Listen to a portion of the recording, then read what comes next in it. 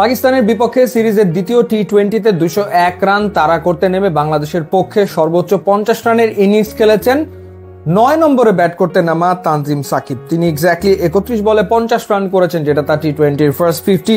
5টা ছক্কা তিনি হাঁকিয়েছেন। লাহোরের উইকেট আসলে কতটা ভালো সেটা তানজিম সাকিবের এই ব্যাটিং দেখেই বোঝা যায়।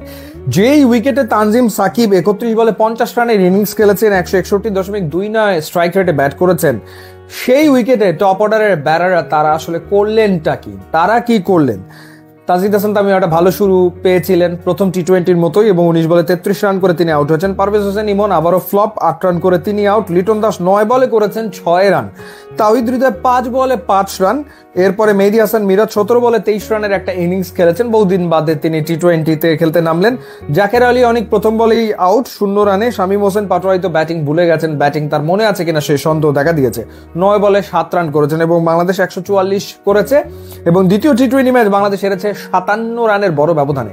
টি-20-তে 57 রানে হারা মানে এটা বিশাল পরাজয় এবং প্রথমে ব্যাট করে পাকিস্তান করেছিল 201 6 উইকেটে। কদিন আগে নিউজিল্যান্ড এ দলের বিপক্ষে বাংলাদেশ এ দল খেলছিল দেশের মাটিতে, তখন একটা ভিডিও করেছিলাম যে বাংলাদেশ এ দল বাংলাদেশের এই টি-20 দলের চেয়ে বেশি শক্তিশালী।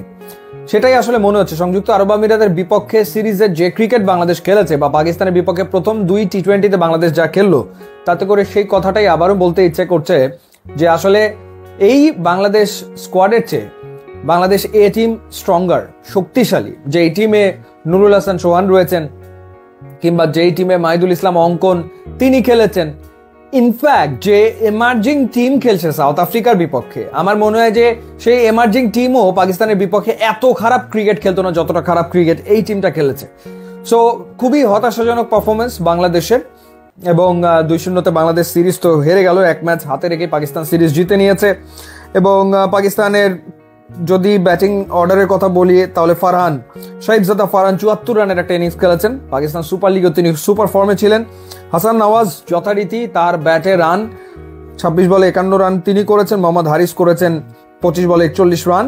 বাংলাদেশি বোলারদের ভেতরে হাসান মাহমুদ 2টো উইকেট নিয়েছেন। তানজিম হাসান সাকিব 4 ওভারে 36 রানে 2 উইকেট নিয়েছেন। একটা উইকেট নিয়েছেন রিশাদ হোসেন, যদিও তিনি আবারও এক্সপেন্সিভ, আবারও তিনি 50 রান দিয়েছেন।